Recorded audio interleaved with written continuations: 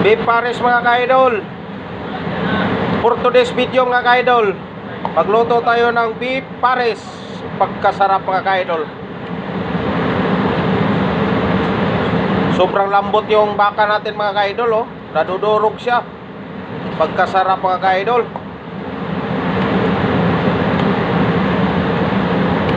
Pure baka mayan mga ka-idol. Beef pares.